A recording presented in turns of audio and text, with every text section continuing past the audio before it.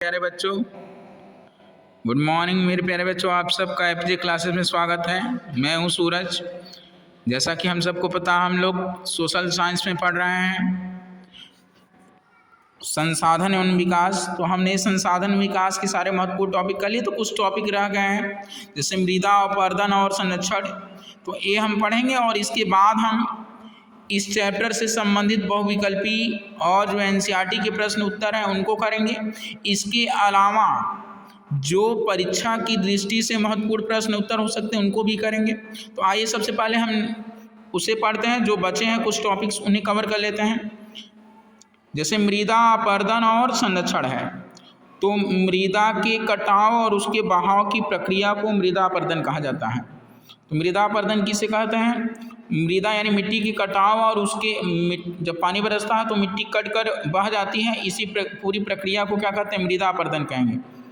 मृदा के बनने और अपरदन की क्रियाएं आमतौर पर साथ साथ चलती हैं, यानी मृदा बनने और उसके अपरदन की क्रिया साथ साथ चलती है और दोनों में क्या होता है? संतुलन होता है। परंतु मानवीय क्रियाओं जैसे वनोन्मूलन यानी पेड़ों की कटाई जो हो रही है इतना आवश्यकता से अधिक, अति पशुचारण यानी पशुओं को चराने से भी हमने बताया था भूमि निम्नीकरण का कारण। एक तो बताए थे अधिक सिंचाई, दूसरा वनोन्मूलन और तीसरा हमने बताया था, ठीक है, ये सभी कारण हैं जो वनोन्मूलन। आगे हम लोग पढ़ते हैं पशुचारण।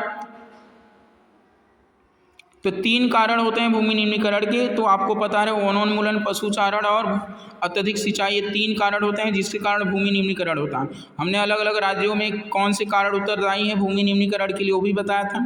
तो जैसे परंतु मानवीय क्रियाओं जैसे वनोन्मूलन, अति पशुचारण, निर्माण और खनन इत्यादि से कई बार यह संतुलन भंग हो जा रहा है, यानी होता है। तथा प्राकृतिक तत्व जैसे पवन, हिम नदी, तो देखते हैं हम लोग प्राकृतिक तत्व जैसे पवन, हिम नदी, जल मृदा अपरदन करते हैं। तो जो अपरदन होता है किसके किसके द्वारा? एक तो पवन यानी जो तेजी से हवा चलती है उसके द्वारा, हिम नदी द्वारा, जल द्वारा मृदा अपरदन होता है। बहता जल मृत्तिका युक्त मृदाओं को काटते हुए गहरी वाहिकाएं बनाता है जिन्हें अवनलिकाएं कहते हैं। ऐसी भूमि जोतने योग्य नहीं रहती और इसे उत्खात भूमि यानी बैडलैंड कहते हैं। चंबल बेसिन में ऐसी भूमि को खड्ड कहा जाता है। कई बार जल विस्तृत क्षेत्र को ढके हुए ढाल के साथ नीचे की ओर बहता है, यानी जल नीचे की ओर बहता है। ऐसी स्थिति में इस क्षेत्र की ऊपरी मृदा घुलकर जल के साथ बह जाती है, इसे चादर अपरदन कहा जाता है, ठीक है। जब जल ऊपर से नीचे की ओर बहता है तो जो जल के साथ मृदा घुल करके नीचे की ओर बह चली जाती है, तो इस प्रकार के अपरदन को कौन सा अपरदन कहते हैं? चादर अपरदन। पवन द्वारा मैदान अथवा ढालू क्षेत्र में मृदा को उड़ा ले जाने की प्रक्रिया को पवन अपरदन, यानी जब मृदा अपरदन की प्रक्रिया पवन द्वारा होती है तो इसे क्या कहते हैं? हम पवन अपरदन कहते हैं। कृषि के गलत तरीकों से भी मृदा अपरदन होता है। गलत ढंग से हल चलाने जैसे ढाल पर ऊपर से नीचे की ओर हल चलाने से वाहिकाएं बन जाती हैं जिसके अंदर से बहता पानी आसानी से मृदा कटाव करता है। तो कई कारण उत्तरदायी हैं मृदा अपरदन की, ठीक है। आगे हम लोग पढ़ते हैं, हमने मृदा अपरदन क्या होता है तो आपको पूछा जाएगा मृदा अपरदन किसे कहते हैं, किस किस के द्वारा होता है। तो मृदा के कटाव और उसके बहाव की प्रक्रिया को मृदा अपरदन कहा जाता है। जो मृदा अपरदन होता है पवन द्वारा, हिम नदी द्वारा और जल द्वारा, ठीक है। आगे हम पढ़ते हैं भारतीय मिट्टी का संरक्षण, तो यानी मृदा संरक्षण। भारत में लगातार कृषि, वर्षा, भौतिक और रासायनिक विघटन के कारण मिट्टी की उर्वरा शक्ति क्या हो रही है? कम हो रही है। इससे उर्वरा शक्ति को बनाए रखना अत्यंत क्या है? आवश्यक है। आज हम देखते हैं लगातार खेती करने, कृषि, वर्षा, भौतिक और रासायनिक विघटन के कारण मिट्टी की उर्वरा शक्ति लगातार क्या होती जा रही? कम हो रही है। और इस उर्वरा शक्ति को बनाए रखना अत्यंत क्या है? जरूरी है। मिट्टी की उर्वरता को बनाए रखना ही मिट्टी का संरक्षण है, यानी मिट्टी की उर्वरा शक्ति को बनाए रखना ही क्या है? मिट्टी का संरक्षण कहलाता है। तो पूछा जाए मिट्टी का संरक्षण किसे कहें, तो मिट्टी की उर्वरता को बनाए रखना ही मिट्टी का संरक्षण कहलाता है। ढाल वाली भूमि पर समुच्च रेखाओं के समानांतर हल चलाने से ढाल के साथ जल बहाव की गति क्या होती, घटती है।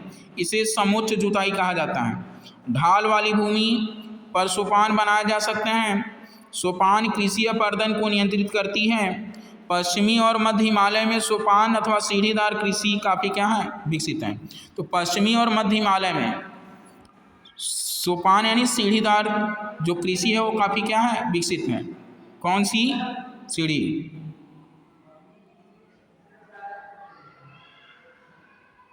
आगे हम देखते हैं, बड़े खेतों को पट्टियों में बांटा जाता है। फसलों के बीच में घास की पट्टियां उगाई जाती हैं। ये पवनों द्वारा जनित बल को कमज़ोर करती हैं। इस तरीके को पट्टी कृषि कहते हैं। पेड़ों को कतारों में लगाकर रक्षक मेखला बनाना भी पवनों की गति को क्या करता है, कम करता है। इन रक्षक पट्टियों का पश्चिम भारत में रेत के टीलों के स्थायीकरण में महत्वपूर्ण योगदान रहा है। तो मृदा संरक्षण के निम्न उपाय किए जाने चाहिए। कौन कौन से उपाय हम लोग जरा देखते हैं। तो मिट्टी की उर्वरा शक्ति में वृद्धि के लिए रासायनिक खादों की अपेक्षा जैविक खादों का इस्तेमाल करना चाहिए। यानी हम लोगों को तो रासायनिक खादों की अपेक्षा कौन सी खादों का इस्तेमाल करना चाहिए, जैविक खाद यानी बायो फर्टिलाइजर्स, ठीक है। इससे क्या होता है, मिट्टी की उर्वरा शक्ति बनी रहेगी। दूसरा हम पढ़ते हैं, मिट्टी के कटाव को रोकने के लिए खेतों में बाड़ बनाना यानी मेड़ बनाना, बांध बनाना और पशुओं की अनियंत्रित चराई पर क्या लगाना, रोक लगाना चाहिए। खेतों में जल निकास की उचित व्यवस्था होनी चाहिए, जल के निकलने की उचित व्यवस्था होनी चाहिए।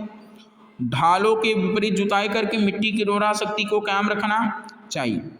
नालियों और गड्ढों को समतल करना चाहिए।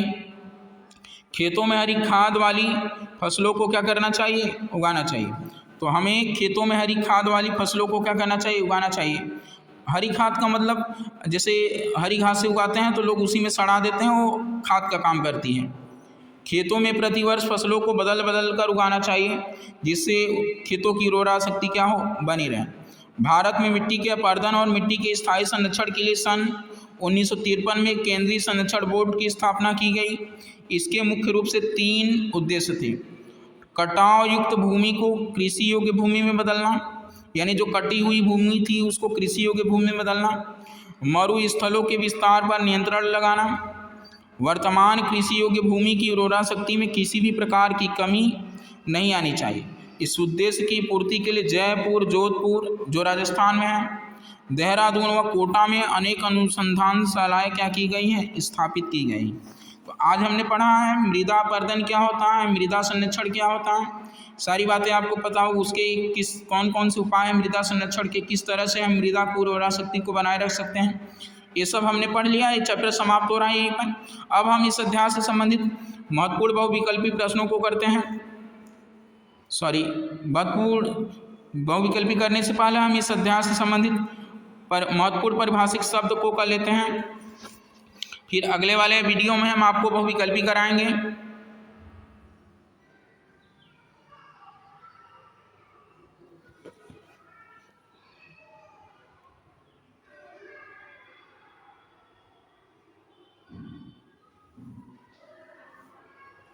देखते हैं संसाधन क्या होते हैं। तो पर्यावरण में उपलब्ध वे वस्तुएं जो हमारी आवश्यकता को पूरा करने में प्रयुक्त की जाती हैं, जिसको बनाने के लिए प्रौद्योगिकी उपलब्ध है, जो आर्थिक रूप से संभाव्य है और सांस्कृतिक रूप से मान्य, वो क्या कहलाती है, संसाधन कहलाती है। तो आपको पता रहे, पर्यावरण में उपलब्ध वे वस्तुएं जो हमारी आवश्यकताओं को पूरा करने में प्रयोग की जाती हैं और जिसको बनाने के लिए प्रौद्योगिकी उपलब्ध है और जो आर्थिक रूप से संभाव्य है और सांस्कृतिक रूप से मान्य है, वो क्या कहलाती है, संसाधन कहलाती है। तो संसाधन किसे कहा जाएगा, एनसीईआरटी के अनुसार है, आपको याद होना चाहिए। संभावित संसाधन क्या होते हैं हम लोग देखते हैं। किसी प्रदेश में मौजूद संसाधन जिनका अभी तक उपयोग नहीं किया गया है, तो कौन से संसाधन होते हैं, संभावित संसाधन। तो किसी भी प्रदेश में जो संसाधन मौजूद हैं और जिनका अभी तक कोई उपयोग नहीं किया गया, वो कौन से संसाधन है, संभावित संसाधन कहलाते हैं। तो आपको पता रहे संसाधन क्या होते हैं, संभावित संसाधन। किसी प्रदेश में मौजूद वे संसाधन जिनका अभी तक उपयोग नहीं किया गया, वे संभावित संसाधन कहलाते हैं। आगे है विकसित संसाधन। ऐसे संसाधन जिनका सर्वेक्षण किया जा चुका है और जिनके उपयोग की गुणवत्ता और मात्रा निर्धारित की जा चुकी है। तो ये कौन से संसाधन कहलाते हैं? विकसित संसाधन। तो विकसित संसाधन क्या होंगे? ऐसे संसाधन जिनका सर्वेक्षण किया जा चुका है और जिनके उपयोग की गुणवत्ता और मात्रा क्या की जा चुकी है, निर्धारित की जा चुकी है। ये कौन से संसाधन? विकसित संसाधन। आगे जैव संसाधन देखते हैं हम लोग। वे संसाधन जो जैव मंडल से प्राप्त होते हैं और जिनमें जीवन व्याप्त है, जैसे मनुष्य, वनस्पति जगत, प्राणी जगत, मत्स्य जीवन, पशुधन आदि क्या है? जैव संसाधन कहलाते हैं। तो जैव संसाधन क्या होते हैं? वे संसाधन जो जैव मंडल से प्राप्त होते हैं और जिनमें जीवन व्याप्त है, जैसे मनुष्य भी जैव संसाधन में आएगा, वनस्पति जगत, प्राणी जगत, मत्स्य जीवन, पशुधन जैव संसाधन कहलाते हैं। अजैव संसाधन ऐसे संसाधन जो निर्जीव वस्तुओं से बने हैं, अजैव संसाधन कहलाते हैं, जैसे चट्टानें, धातुएं आदि। नवीकरणीय संसाधन ऐसे संसाधन जिन्हें भौतिक, रासायनिक या यांत्रिक द्वारा प्रक्रियाओं द्वारा नवीनीकृत किया जा सकता है या पुनः उपयोगी बनाया जा सकता है, तो उन्हें नवीकरणीय योग्य संसाधन कहते हैं। सौर ऊर्जा, पवन ऊर्जा, जल, वन और वन्य जीवन, ये सब कौन से संसाधन हैं? तो आपको पता रहे, ये सब नवीकरणीय संसाधन है। अनवीकरणीय संसाधन क्या होते हैं? वे संसाधन जो एक बार प्रयोग करने पर समाप्त हो जाते हैं, अनवीकरणीय संसाधन कहलाते हैं। खनिज और जीवाश्म ईंधन इस प्रकार के संसाधनों के उदाहरण, इनके बनने में लाखों वर्ष लग जाते हैं। व्यक्तिगत संसाधन ऐसे संसाधन जो निजी व्यक्तियों के स्वामित्व में होते हैं, ऐसे संसाधन जो निजी व्यक्तियों के स्वामित्व में होते हैं वो व्यक्तिगत संसाधन कहलाते हैं। इसके अंतर्गत बाग, यानी जैसे किसी का पार्क है, चारागाह भूमि है, कुओं के जल आदि को शामिल किया जाता है। ये सब कौन से? व्यक्तिगत संसाधन। आगे भंडार हमने पढ़ाया था। पर्यावरण में उपलब्ध वे पदार्थ जो हमारी आवश्यकताओं को पूर्ति कर सकते हैं, परंतु प्रौद्योगिकी के अभाव में मनुष्य की पहुंच से बाहर है, तो भंडार के वर्ग में आते हैं। तो पर्यावरण में उपलब्ध पदार्थ जो हमारी आवश्यकताओं की पूर्ति कर सकते हैं, लेकिन प्रौद्योगिकी के अभाव में अभी मनुष्य की पहुंच से बाहर हैं। आगे हम देखते हैं संचित कोष।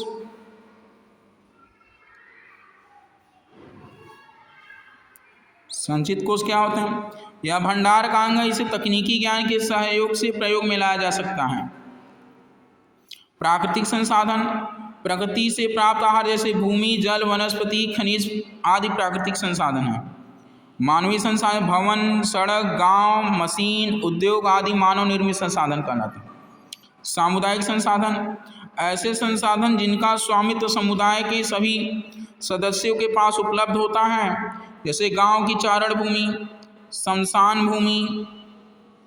शमशान भूमि यानी शमशान भूमि पे किसी एक व्यक्ति का कब्जा नहीं होगा। गांव का कोई भी व्यक्ति या शहर का व्यक्ति मरता है तो उसे वहीं पर फूका जाता है, तो ये जो शमशान भूमि हो जाए, तालाब हो जाए, गांव की चारण भूमि, नगरों में पार्क, खेल के मैदान आदि भी इसके उदाहरण है। इसमें किसी व्यक्ति का व्यक्तिगत अधिकार नहीं होता, पूरे समुदाय का अधिकार होता है।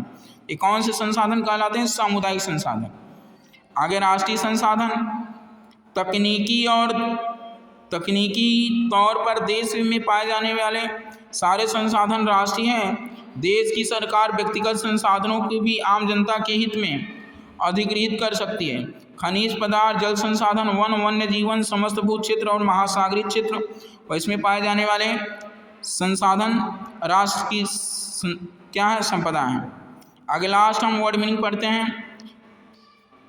सतत पोषणी विकास, तो यह विकास जो पर्यावरण को बिना नुकसान पहुँचाए ही वर्तमान विकास की प्रक्रिया को भविष्य की पीढ़ियों की आवश्यकताओं की क्या करता है? अवहेलना न करे। तो हमने पढ़ा था, तो वह विकास जो पर्यावरण को बिना नुकसान पहुँचाए हो, तो वह विकास कौन सा विकास होता है? वो सतत पोषणी विकास, और ये भविष्य की पीढ़ियों की आवश्यकताओं की अवहेलना नहीं करता है। तो आगे हम लोग देख लेते हैं कुछ बहुविकल्पी प्रश्न भी, कुछ एनसीईआरटी के प्रश्न जो बहुत ही इम्पोर्टेंट हैं। तो इसमें से पहला प्रश्न है, लौह अयस्क किस प्रकार का संसाधन है? ठीक है, तो लौह अयस्क यानी हमने बताया जो खनिज होते हैं,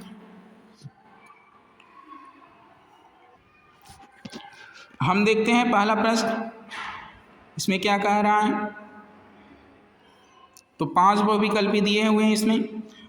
तो पहला कह रहा है इसमें लौह अयस्क किस प्रकार का संसाधन है, तो ये अनवीकरणीय है। लौह अयस्क हमने बताया था खनिज जो होते हैं अनवीकरणीय में आते हैं। आगे ज्वारीय ऊर्जा निम्नलिखित में से किस प्रकार का संसाधन नहीं है, तो इसमें से ज्वारीय ऊर्जा एक तो मानवकृत है, अजैव है, ये तीनों हैं, ठीक है। तो इसमें से जो उत्तर होगा कह रहा नहीं है, तो ये ज्वारीय ऊर्जा पुनः पूर्ति योग्य नहीं है, ठीक है। पंजाब में भूमि निम्नीकरण का निम्नलिखित में से मुख्य कारण है, तो हमने बताया था पंजाब में भूमि निम्नीकरण का मुख्य कारण, जैसे पंजाब, हरियाणा, पश्चिमी उत्तर प्रदेश में जो भूमि निम्नीकरण का है वो अधिक सिंचाई है, ठीक है। तो क्या होगा, अधिक सिंचाई। निम्नलिखित में से किस प्रांत में सीढ़ीदार सोपान खेती की जाती है, तो आपको बताना है उत्तराखंड। कौन सा, उत्तराखंड। उत्तराखंड में सीढ़ीदार यानी सोपानी खेती की जाती है।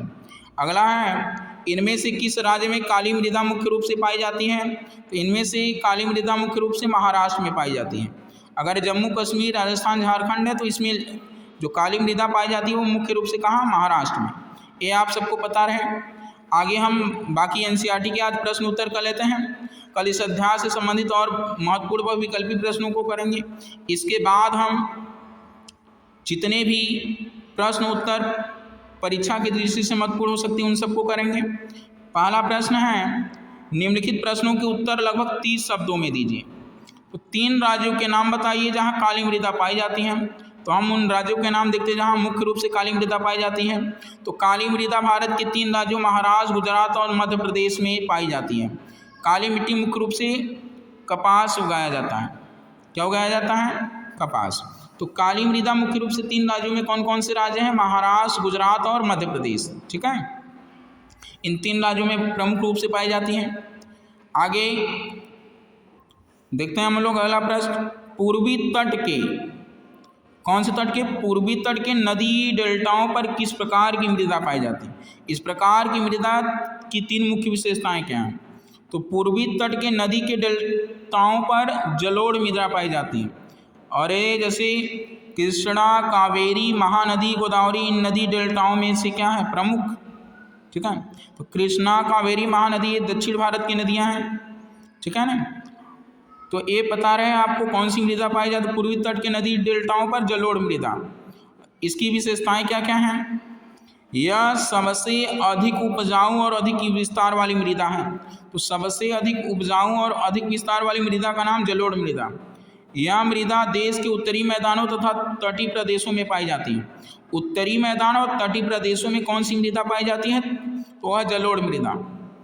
इस मृदा में पेड़ पौधों का सड़ा गला अंश ह्यूमस काफ़ी मात्रा में मिलता है। चूना अंश भी जलोढ़ मृदा में काफ़ी मिलता है। पुरानी जलोढ़ मृदा से बने क्षेत्र को बांगर, यानी पुरानी जलोढ़ मृदा से बने क्षेत्र को बांगर और नई जलोढ़ मृदा से बने क्षेत्र को क्या कहते हैं, खादर कहते हैं। तो ये आपको पता रहे। आगे हम प्रश्न नंबर 3 देखते हैं।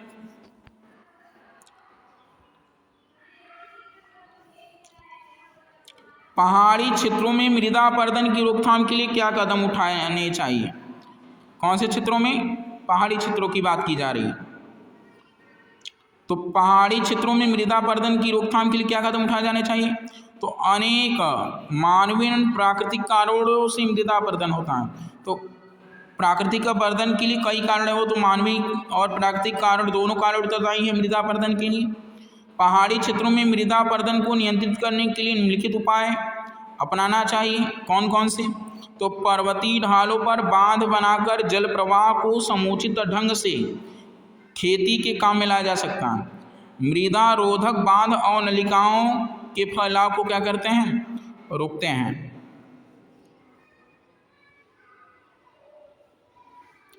पर्वतीय क्षेत्रों में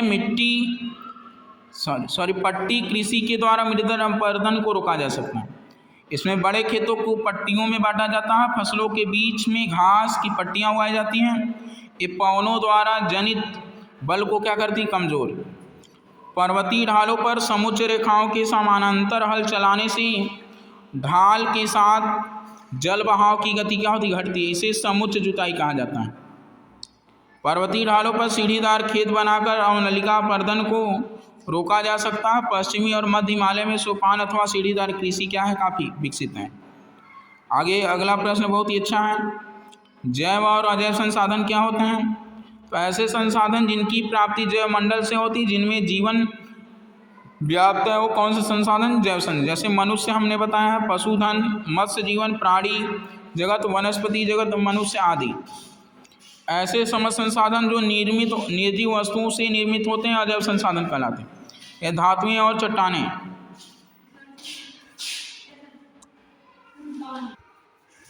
आगे हम अगला प्रश्न देखते हैं।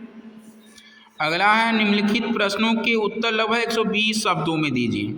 तो भारत में भूमि उपयोग प्रारूप का वर्णन करें। 1960-61 से वन के अंतर्गत क्षेत्र में महत्वपूर्ण वृद्धि नहीं हुई, इसका क्या कारण है? या भारत में भूमि उपयोग के प्रमुख प्रारूपों की विवेचना कीजिए। तो भूमि उपयोग आगे हम देखते हैं। तो भू उपयोग का निर्धारण भौतिक कारक जैसे भू आकृति, जलवायु, मृदा के प्रकार, मानवीय कारक जैसे जनसंख्या घनत्व, प्रौद्योगिक क्षमता और संस्कृति और परंपराओं द्वारा होता है। भारत का कुल भौगोलिक क्षेत्रफल 32,87,263 वर्ग किलोमीटर है। इसके 93% भाग की भू उपयोग के आंकड़े प्राप्त। पूर्वोत्तर राज्य जैसे असम को छोड़कर सूचित क्षेत्र के बारे में जानकारी प्राप्त नहीं है। देश में स्थायी चरागाहों के अंतर्गत भूमि में कमी आई है, जबकि पशुधन की संख्या बढ़ी है। अतः उनके लिए चारे की उपलब्धता सुनिश्चित करना एक समस्या बनी हुई है। इसलिए भारत में पशुओं की शारीरिक दशा अच्छी नहीं है। वर्तमान परती भूमि के अतिरिक्त अन्य परती भूमि उपजाऊ नहीं है। इस भूमि पर फसल उगाने की लागत बहुत अधिक आती है। इसलिए इस भूमि को 2 या 3 वर्षों में 1-2 बार बोया